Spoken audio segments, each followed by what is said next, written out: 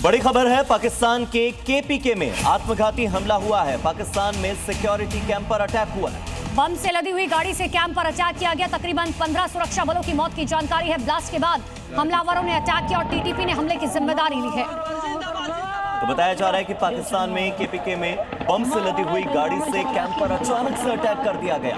Suicide attack के बाद हमलावर टूट पड़े और करीब 15 सुरक्षा बलों की मौत हो गई।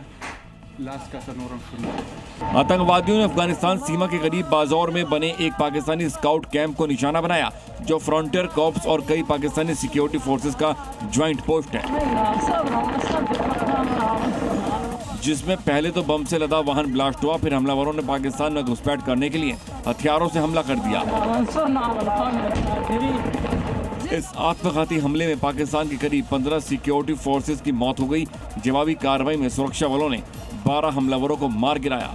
तहरीक तालिबान पाकिस्तान यानी टीटीपी ने इसकी पेट्रोल डीजल की बचत और वर्क फ्रॉम होम की प्रधानमंत्री मोदी की अपील के बाद दिल्ली सरकार ने एक बहुत बड़ा फैसला किया है। सरकारी दफ्तरों में 2 दिन घर से काम होगा। इस फैसले को प्राइवेट कंपनियों को भी लागू करने को कहा गया। दिल्ली में पेट्रोल डीजल की बचत के लिए फॉर्मूला लागू किया गया।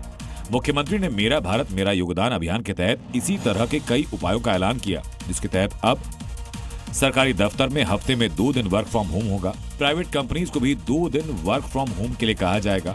वर्क फ्रॉम होम वाले दिन 100% कर्मचारी घर से काम करेंगे।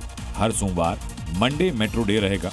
सरकारी दफ्तर सुबह 10 से शाम 7:30 तक काम करेंगे, जबकि एमसीडी के दफ्तर 8:30 से 5:30 तक। 1 साल तक मंत्रियों अधिकारियों की फॉरेन ट्रिप रोक दी गई।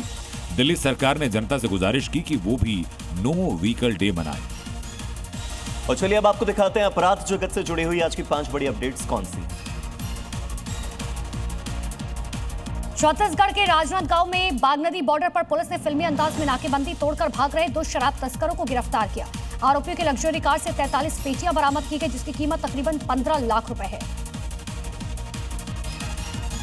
बिहार के समस्तीपुर में चोरों ने एक किराना दुकान की दीवार तोड़ी और करीब 2 लाख रुपए के कीमती सामान पर हाथ साफ किया। वारदात से पहले बदमाशों ने सीसीटीवी कैमरे के तार काट दिए ताकि उनकी वारदात जो है, उनकी जो करतूत है वो कैमरे में रिकॉर्ड ना हो। बावजूद इसके एक दूसरे कैमरे में ये रिकॉर्ड हो गई है वारदात। चोरों की तलाश में पुलिस की टीम जुटी हुई है।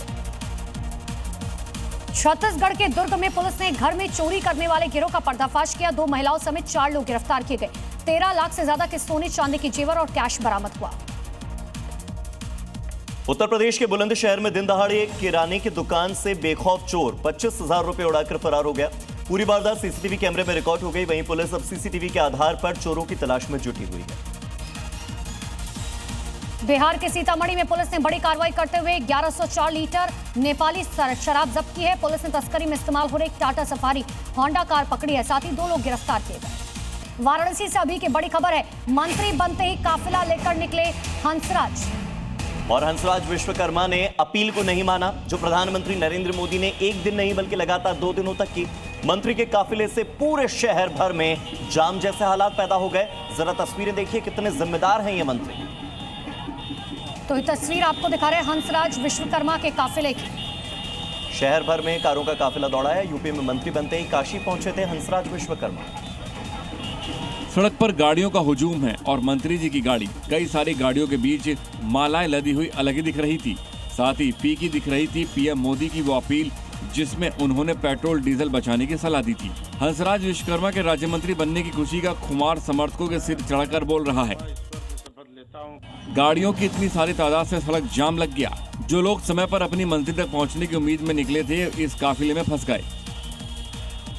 मध्य प्रदेश के भिंड में बीजेपी नेता सज्जन यादव पर पार्टी का एक्शन। बीजेपी ने सज्जन यादव को किसान मोर्चा जिला अध्यक्ष के पद से हटाया। तो आपको बता दें कि 120 गाड़ियों के काफिले से चलना उन्हें भारी पड़ा है। ये एक बड़ा फैसला मध्य प्रदेश में लिया गया। भारतीय जनता पार्टी ने एक्शन लिया है। प्रधानमंत्री मोदी की अपील नहीं मानी और बीजेपी नेता सज्जन यादव पर पार्टी ने एक्शन लेते हुए किसान मोर्चा के जिलाध्यक्ष पद से उन्हें हटा दिया। जिलाध्यक्ष का पद मिला, उसके बाद वो गाड़ियों का काफिला लेकर निकले थे। 120 गाड़ियों का काफिला उनकी गाड़ी के पीछे चल रहा था। भिंड में प्रधानमंत्री की ऊर्जा बचाओ की अपील को बीजेपी नेता ने दरकिनार कर दिया। दरअसल किसान मोर्चा का जिला अध्यक्ष बनाया गया था और इसी खुशी में उन्होंने एक नहीं बल्कि 120 गाड़ियों के साथ शक्ति प्रदर्शन किया। रैली का वीडियो जैसे ही वायरल हुआ, मामले ने तूल पकड़ लिया। जिसके बाद पार्टी ने कार्रवाई करते हुए सज्जन सिंह यादव को कुछ ही घंटे पहले दिए गए पद से हटा दिया।